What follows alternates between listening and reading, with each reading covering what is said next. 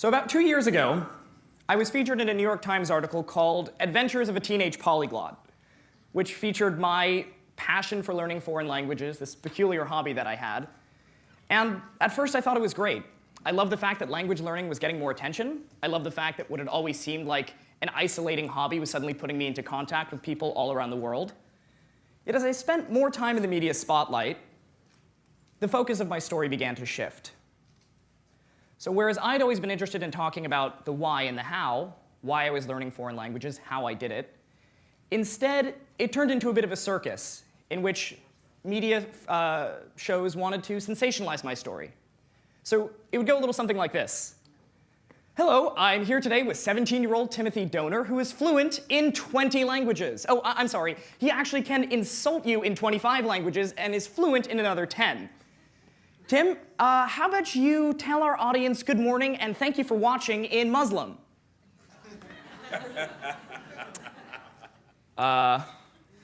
Arabic. أهلا بكم يا مشاهدون وشكرا جزيلا للمشاهدة. Great, Tim. Now, can we get you to introduce yourself and say, I'm fluent in 23 languages in German?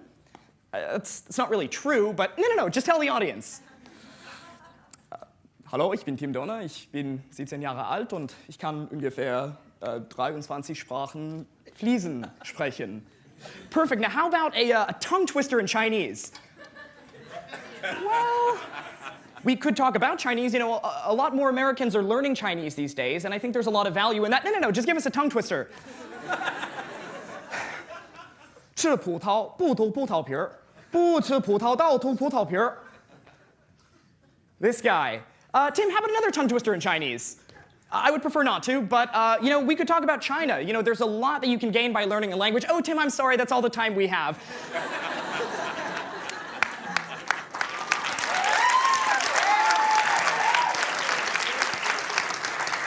Now, why don't you tell our audience goodbye in Turkish, and we'll be over here. You know, we haven't talked about anything substantive, but Turkish, please. Haydi bakalım. Tamam. Güle güle ve çok teşekkür ederim. How about that kid, right? Wonder if he gets any girls. Now, stay with us, because up next, a skateboarding bulldog in a bathing suit.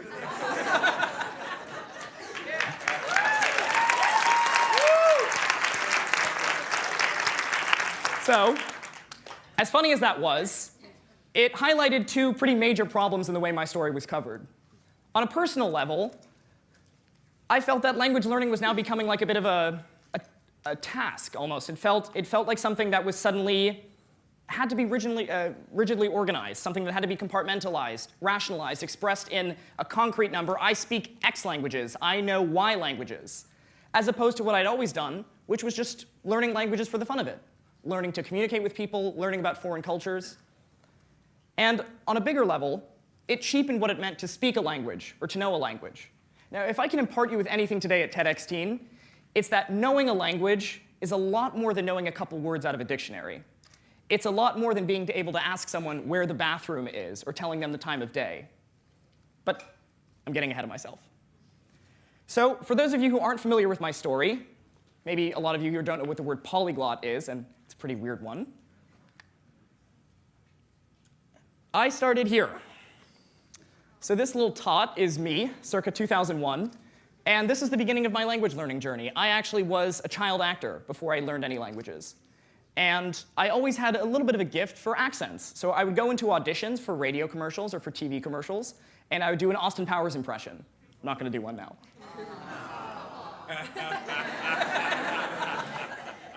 Or maybe I would do Apu from The Simpsons. In fact, there was actually one time in an audition in which I was asked to leave because they told me to speak like a little kid with a lisp, and I wanted to do Darth Vader in a French accent. But that taught me the basics of how to break down sound, how to pick up a foreign accent or foreign speech patterns, and really live with it. Now, fast forward a little bit.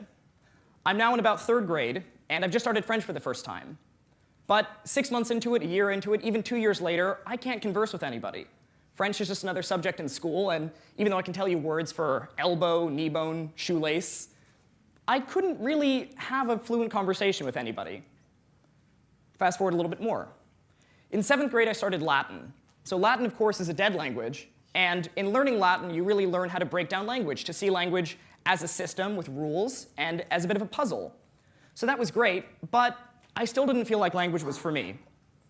So forward a little bit more. I'm about 13, and out of an interest in learning more about the Israeli-Palestinian conflict, I started studying Hebrew. Now, I had no way of doing it. I had no idea what I was supposed to be doing. So I listened to a lot of rap music. I'd memorize lyrics, I'd spit them back out, and I would just try to chat with native speakers once a week, once a month. And I found that incrementally, I started to understand a lot more. Now, I didn't sound like a native speaker. I couldn't speak very articulately, and I certainly didn't know the grammar. But I had done what I had never managed to do in school, which was to pick up the basics of a language all on my own. Forward a little bit more. I started taking Arabic when I was 14 in a summer program going into 9th grade. This was summer of 2010. After a month, I found that I could read and write without a problem. I'd learned the basics of the formal language and one of its major dialects.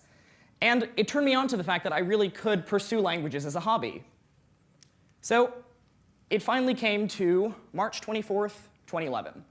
So I have pretty vicious insomnia, and as I was studying more languages, using grammar books or watching TV shows in, let's say, Arabic or Hebrew became one way of focusing my time. So on that night, while I was awake till some ungodly hour, I recorded myself speaking Arabic into my computer screen, subtitled it, and I uploaded it to YouTube under the title, Tim Speaks Arabic. Tim يتكلم اللغة العربية. Next day, I did the same thing. Tim מדבר עברית. Tim speaks Hebrew. And the comments, when they trickled in, were fantastic. I got things like, wow, I've never seen an American speak Arabic before.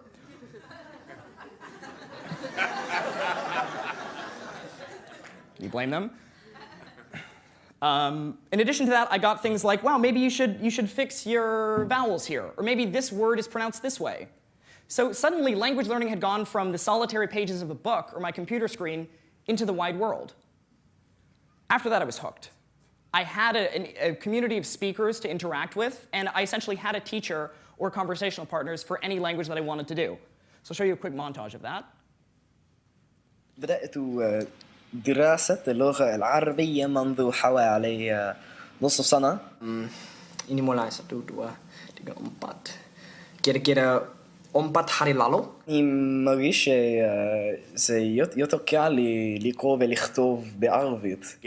كجت نizani gendon o jiboe mawin. Lakini juzi nilirudi nyumbani, nilikuwa nikijifunza Kifarsi. زما تلفظ څنګه ډېره مننه ورځ د په خیر د خدای په امان.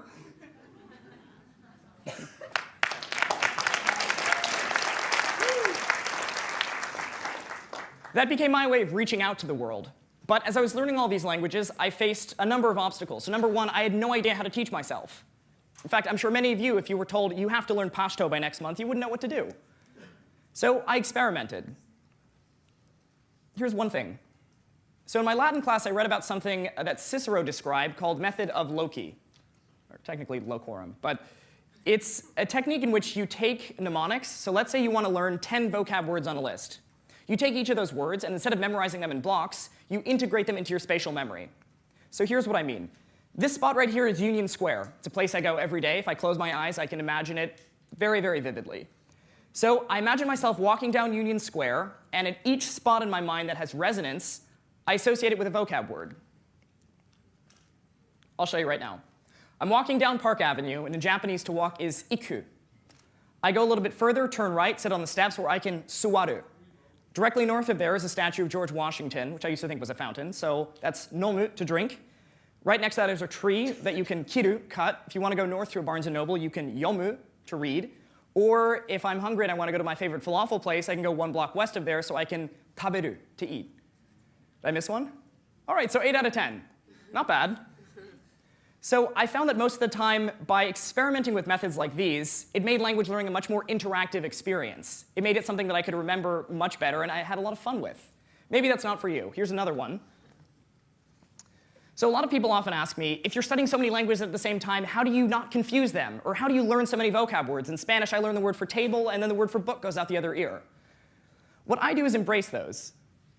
So for example, take these 3 words in Indonesian. These were actually among the first 50 words that I learned.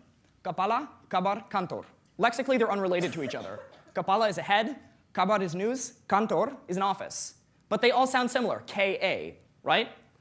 So what I would do is I would memorize vocab in batches of sounds that were similar. So if I hear the word kepala in Indonesian, I automatically think of the words kabar and kantor. Same in Arabic, iqtisad, istiqlal, suqut. Those three words are unrelated. One is economy, one is independence, one is downfall.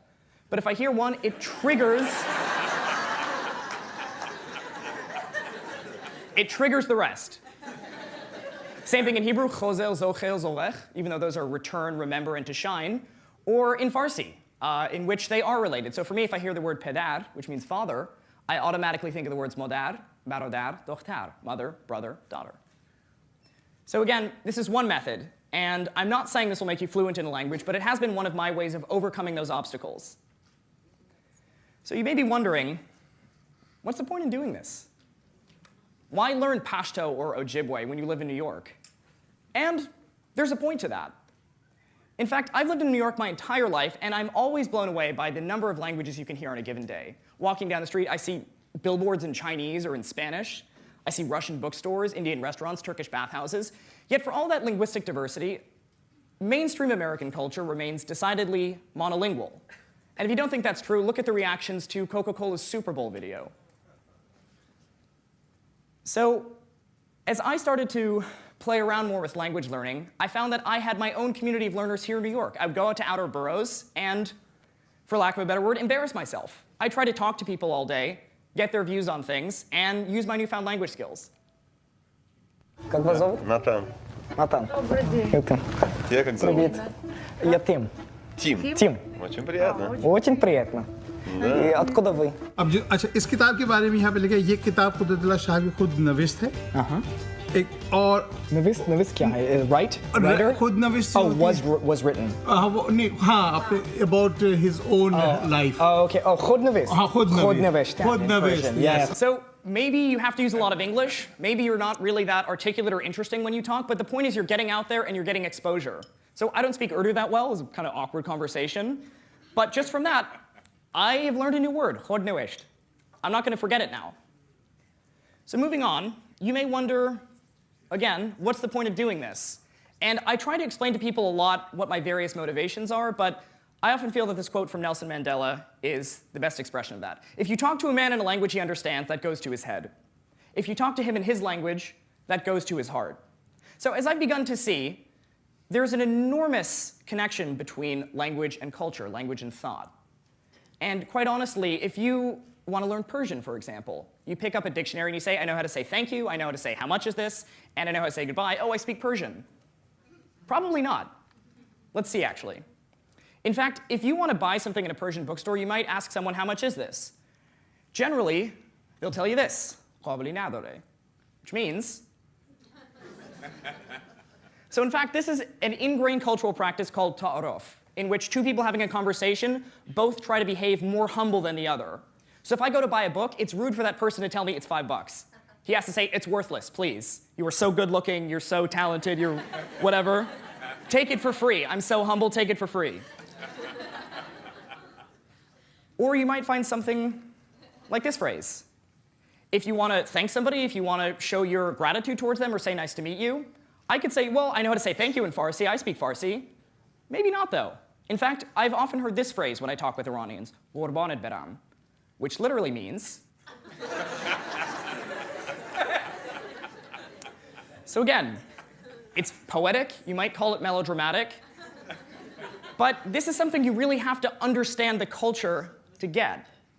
All right, and again, I don't want to exoticize this, because think about it, we have this in English all the time. If you ask somebody, how are you, what are you expecting to hear? I'm fine.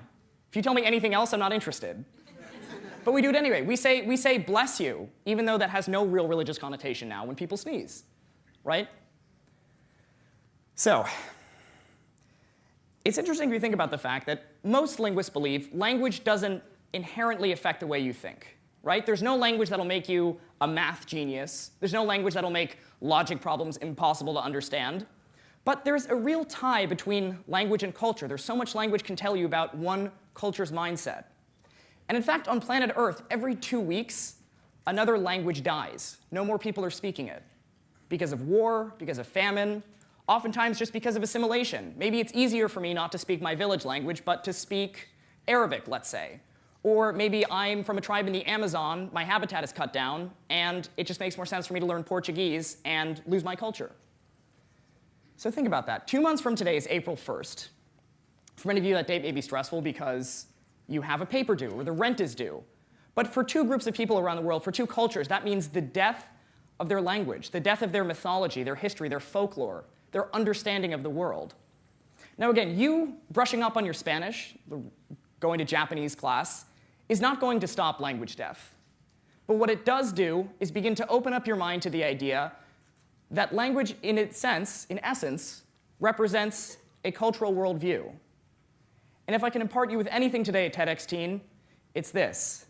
You can translate words easily, but you can't quite translate meaning. Thank you.